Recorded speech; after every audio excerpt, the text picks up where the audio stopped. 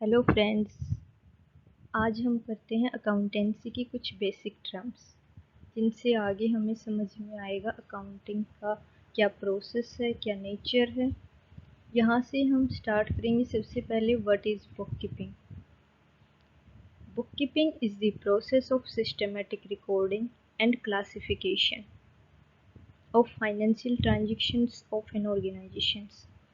जैसा कि हमें पता है अकाउंटिंग में जितने भी ट्रांजेक्शन्स होती हैं वो सारी की सारी फाइनेंशियल टाइप की होंगी, यानी कि उनका नेचर फाइनेंशियल टाइप का होगा और वो मेजरेबल होनी ज़रूरी है मॉनेटरी टर्म्स में। अब आप देखिए यहाँ पर book keeping is the process of systematic recording and classifications. यहाँ पर हमने दो ही वर्ड्स को ध्यान में रखा है। फर्स्ट है रिकॉर्डिंग, यानी कि जितनी भी फाइनेंशियल टाइप की ट्रांजेक्शन्स हुई हैं उनको हम रिकॉर्ड करेंगे। एंड दूसरा हमारा आता है क्लासिफिकेशंस, यानी जितनी भी हमारी फाइनेंशियल टाइप की ट्रांजेक्शन्स हुई हैं उनको हम क्लासिफाई करेंगे, यानी कि एक टाइप के जितने भी एक नेचर्स के जो भी हमारी ट्रांजेक्शन्स हुई हैं उनको हम एक अलग अलग क्लासिफिकेशंस करेंगे according to natures of transactions. Bookkeeping is said to the basis of accounting. आपको ध्यान रखना है कि बुक कीपिंग है अकाउंटेंसी की प्राइमरी स्टेज है और ये अकाउंटिंग को बेस प्रोवाइड करती है। पहले हम बुक कीपिंग की ट्रांजेक्शन्स यानी जो प्रोसेस होती है उसको पूरा करेंगे, उसके बाद हम आते हैं अकाउंटिंग के ऊपर। Next slide. यहाँ पर आप देखेंगे कि बुक कीपिंग के अंदर जो भी प्रोसेस है उसमें कौन कौन से स्टेप हम इंक्लूड करेंगे। सबसे पहले हमारा आता है आइडेंटिफाइंग ऑफ फाइनेंशियल ट्रांजेक्शन्स। सबसे पहला हमारा स्टेप यही है कि जितनी भी फाइनेंशियल नेचर की ट्रांजेक्शन्स एक ऑर्गेनाइजेशंस के अंदर होती हैं, यहाँ पर हमने क्या देखा कि जितनी भी हमारी फाइनेंशियल नेचर की ट्रांजेक्शन्स हुई हैं उनको हम सबसे पहले हम आइडेंटिफाई करेंगे।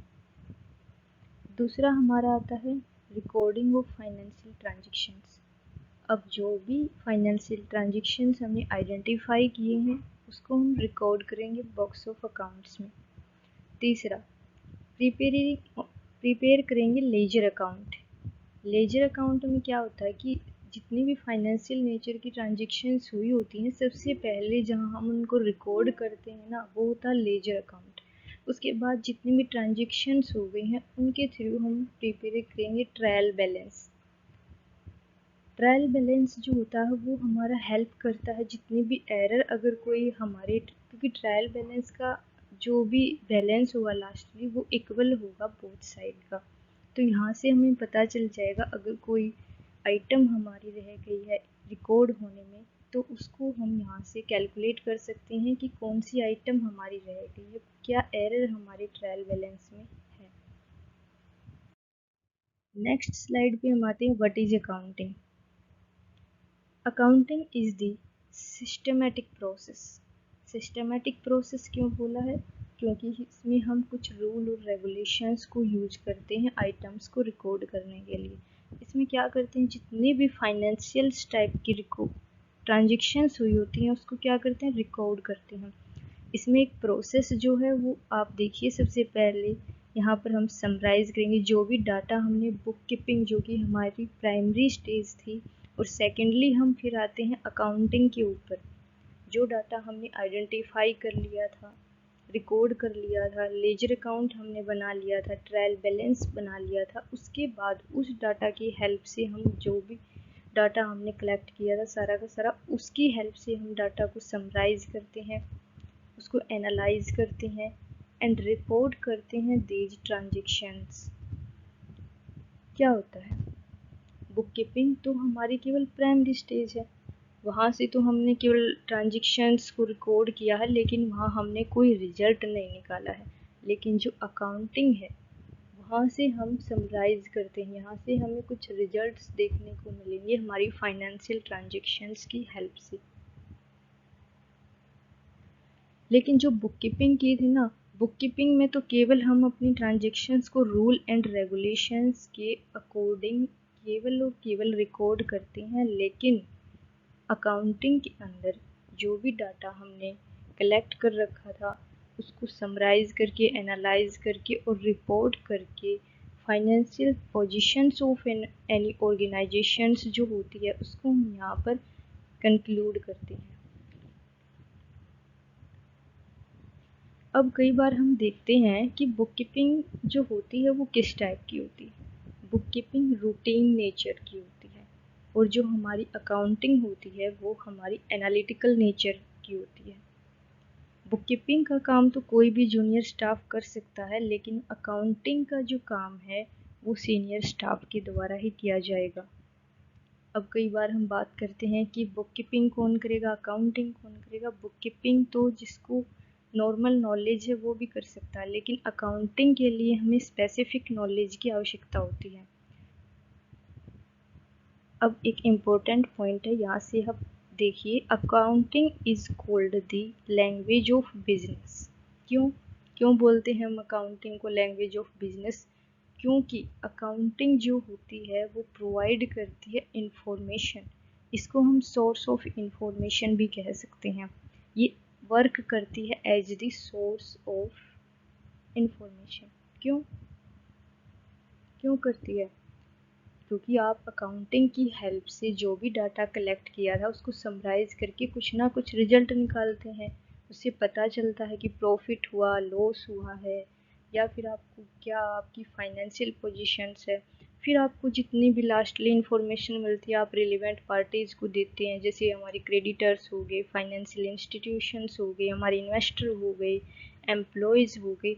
वो सारी की सारी इंफॉर्मेशंस उनके लिए रिलेवेंट होती है। उनकी हेल्प से वो आगे डिसीजन ले पाते हैं। अब हम करते हैं ऑब्जेक्टिव ऑफ अकाउंटिंग।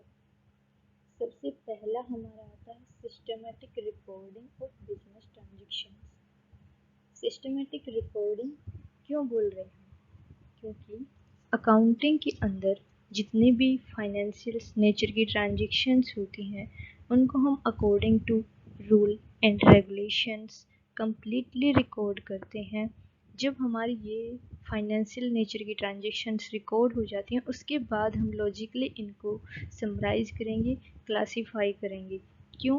ताकि हम कोई रिजल्ट यहाँ से निकाल सकें। सेकंड हमारा आता है असर्टेनमेंट ऑफ रिजल्ट।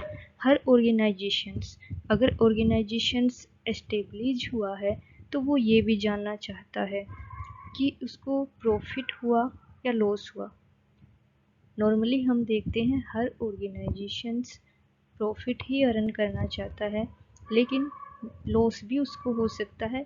यहाँ पर हम ये ऑर्गेनाइजेशन यही जानना चाहेगा कि उसको लॉस हुआ है या फिर प्रॉफिट हुआ है।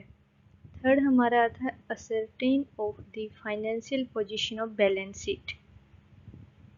हर ऑर्गेनाइजेशंस में फाइनेंशियल पोजीशंस है वो बैलेंस शीट की हेल्प से हम निकालते हैं। अब आप ये देखोगे कि फाइनेंशियल पोजीशंस की ज़रूरत या नीड क्यों है। जितने भी उसकी रिलेवेंट पार्टीज हैं हर कोई ये जानना चाहता है कि किसी भी बिजनेस ऑर्गेनाइजेशन की फाइनेंशियल पोजीशंस कैसी है, इन फ्यूचर उसको क्या बेनिफिट हो सकते हैं। उसके बाद हमारे आता है to provide information to various parties. जितनी भी पार्टीज हैं, रिलेवेंट क्रेडिटर्स हो गए, फाइनेंशियल इंस्टीट्यूशंस हो गए, एम्प्लॉयज़ हो गए, इसके अलावा जो हमारे इन्वेस्टर हैं जानना चाहते हैं कि एक बिजनेस ऑर्गेनाइजेशंस में क्या रिजल्ट रहा, क्या उसको मिला है या उनको क्या बेनिफिट हो सकते हैं इन फ्यूचर, क्या उनको प्रेजेंटली मिला है। जैसे कि हमारे एम्प्लॉय हैं किसी भी ऑर्गेनाइजेशन में ये जानना चाहेंगे कि एक बिजनेस ऑर्गेनाइजेशन को कितने प्रॉफिट हुए हैं। उसके बेस पर वो ये सोच सकते हैं कि क्या उनको बोनस मिल सकता है या कोई अदर बेनिफिट मिल सकते हैं। लास्टली हमारा आता है to know the solvency of the positions. कोई भी बिजनेस ऑर्गेनाइजेशंस है उसकी सॉल्वेंसी ऑफ पोजीशन है उसको भी रिलेवेंट पार्टी जानना चाहेंगी। जैसे कि शॉर्ट रन में लिक्विडिटी पोजीशंस को हम देखते हैं और लॉन्ग रन में हम सॉल्वेंसी ऑफ बिजनेस पोजीशंस को हम देखें। Thank you. आपको वीडियो अच्छा लगा हो तो लाइक करें, शेयर करें, सब्सक्राइब करें।